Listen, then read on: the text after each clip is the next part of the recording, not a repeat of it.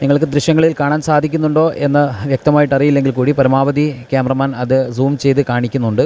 ഞാൻ താഴെ 3 മൃതദേഹങ്ങൾ കിട്ടിയ സ്ഥലത്ത് നിന്ന് ഏകദേശം 1/2 കിലോമീറ്റർ കൂടി മുന്നോട്ട് കയറി നമ്മൾ പറഞ്ഞിരുന്നൊരു പള്ളിയും ഒരു ഇമാമും ഒരു മുഅദ്ദിനുമൊക്കെ നഷ്ടപ്പെട്ട ഒരു പള്ളി, ആ പള്ളിയുടെ തൊട്ട് മുൻപിലാണ്.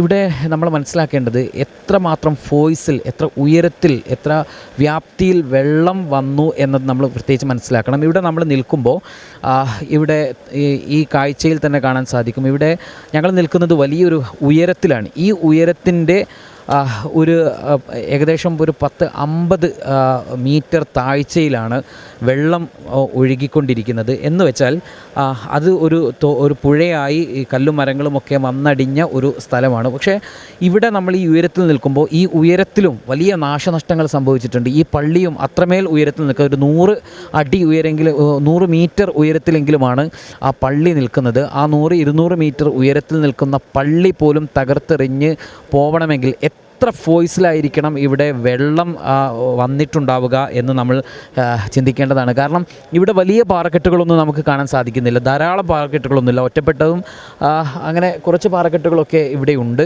പക്ഷേ താഴ്വാരത്തിൽ ഉള്ളതുപോലെ പാറക്കെട്ടുകൾ ഒലിച്ചു വന്ന ഒരവസ്ഥ ഇവിടെ നമുക്ക് കാണാൻ സാധിക്കുന്നില്ല. പക്ഷേ തടികളും മരങ്ങളും ഒക്കെ കടപുഴകണമെങ്കിൽ സ്വാഭാവികമായിട്ടും അവിടെ ആ വെള്ളത്തിൻ്റെ ശക്തമായ ഒരു ഫോഴ്സ് തന്നെ ഇവിടേക്ക് വന്നിട്ടുണ്ടാകണം എന്നാണ് നമ്മൾ മനസ്സിലാക്കുന്നത്.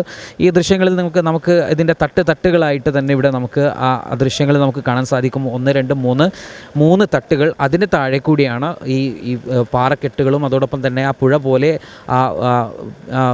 ആ ജലം അല്ലെങ്കിൽ ആ വെള്ളം കുത്തിയൊലിച്ച മലവെള്ളപ്പാച്ചിൽ ഒഴുകി വന്ന കല്ലുകളും മരങ്ങളുമൊക്കെ അടിഞ്ഞുകൂടി പുഴ പോലെ നിൽക്കുന്ന പ്രദേശം അവിടെയാണ്. നമുക്കവിടെ കുറച്ച് രക്ഷാപ്രവർത്തകർ നിൽക്കുന്നൊരു സ്ഥലം കാണാം. അവിടെ ഒരു വീട് നിൽക്കുന്ന ഒരിടമാണ്. ആ വീട്ടിൽ നിന്ന് ഒരു ദുർഗന്ധം പോലെ 2 ദിവസമായ ബോഡി ആയതുകൊണ്ടായിരിക്കണം, മഴ നനയുന്നത് കൊണ്ടും ഒരു ദുർഗന്ധം വമിക്കുന്നുണ്ട് എന്ന് രക്ഷാപ്രവർത്തകർ പറഞ്ഞിരുന്നു. അത് പ്രകാരം അവിടെ രക്ഷാപ്രവർത്തകർ തിരച്ചിൽ നടത്തിക്കൊണ്ടിരിക്കുന്ന കാഴ്ചയാണ്.